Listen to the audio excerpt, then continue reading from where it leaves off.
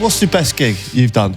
Me and Stormzy have had 2 #1 singles, and until this year had never performed them live because we released them just before a pandemic. His tour got cancelled and blah, blah, blah. And bringing him out, he brought me out at his gig at the O2 in March or April, and that was the first time we played Take Me Back to London and Own It. But playing Take Me Back to London with him at Wembley Stadium, it was like the last night of our run of 5 gigs there, and like I've never felt a crowd like that before. It was just like, just the most electric. Like he walked off stage and was like, that's the best thing that's ever. Yeah, like both of us were like, that's our best crowd moment of all time. I mean, it was insane.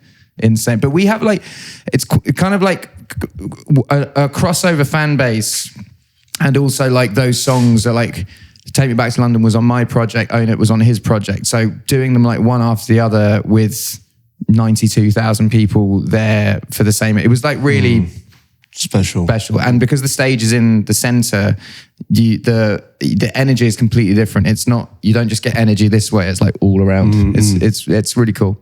I always try and put on my best show for people that have come to the gigs, but when there's someone who you like love and respect to turn up, there's a bit of like a, not peacocking, but you're like, I'm gonna really put it into, Who's been that for you? Who have you had at your gigs where you've gone, actually wanting to turn it on? The first one I remember clearly would have been playing in Brooklyn and Jay-Z and Beyonce coming and getting it in my in-ear monitor, just being like, yeah, Jay-Z and Beyonce just walked in, and just being like, okay. Would you rather have not known that? No, because it does bring out a certain, like any artist will tell you that, it brings out a certain thing, but yeah. Do you know them? Would you class them as friends? Well, yeah, I did this. I've done Perfect with Beyonce, and almost Take Me Back to London with Jay-Z and Stormzy. It was one of those ones where I was like, I had the song and I'd sent it to Jay-Z, and he actually emailed me back being like, do you not think Stormzy would go on this? And I was like, yeah, that'd be a great idea. And instead of doing the thing of, it happens so much in music where everything's just send you an MP3 and then you send your vocals back and blah, blah, blah. I was like, I would love it to be a moment of all of us in the same room together. So we just waited, and then we were all playing the same festival in South Africa. So I just messaged Jay and was like, can we sort a studio out? I flew Fred out, who'd produced the song, and it was like a room full of just amazing people.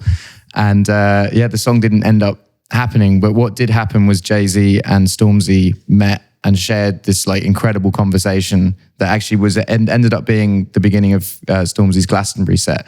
And I was like, from the camera, I was sitting behind it, just watching this thing happen. So I think for me, that was more important than the song happening. But yeah, so I do know, I kind of know everyone, sort of, just like you would sort of know every footballer, but everyone has their own friends and everyone has their own family unit, and that's what people put their time in. Like, it's great fun hanging out with celebrities and it's great fun going to like random dinners or award shows and stuff, but I would much rather be at home putting time into the people I see every day. Like every now and then me and Cherry will be like, right, let's go to London and have dinner with this person, but it's not like an every night thing. You know, we see you maybe 4 times a year, and it's always a great night, but you've got your kids, you've got your friends, we've got our kids, we've got our friends, and I think that's more.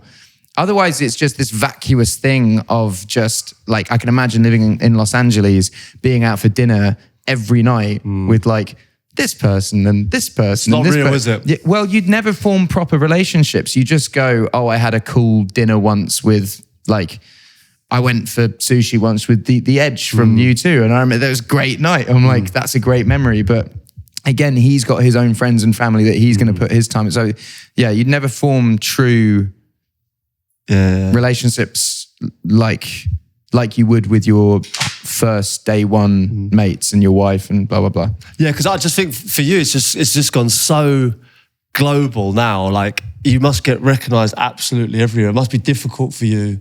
I mean, listen, I get recognised, but I think if you globally... Well, no, you're like, we're both the same, I think. Well, I think you will stick out from any crowd, and I will stick out from... I think we both do, to be fair. Totally. But it's like... I think it's like quite recognisable, you know, my height, obviously, you know. And I think the difficulties that you'll face as well as doing the podcast, is you're known as a really nice bloke who's friendly. So like at any point of the day, even if you're having the worst day and your kids are screaming at you and Abby's pissed off at you and someone goes, hey man, you have to be like, yeah, cool, yeah. Yeah, it's having a great day. How are you?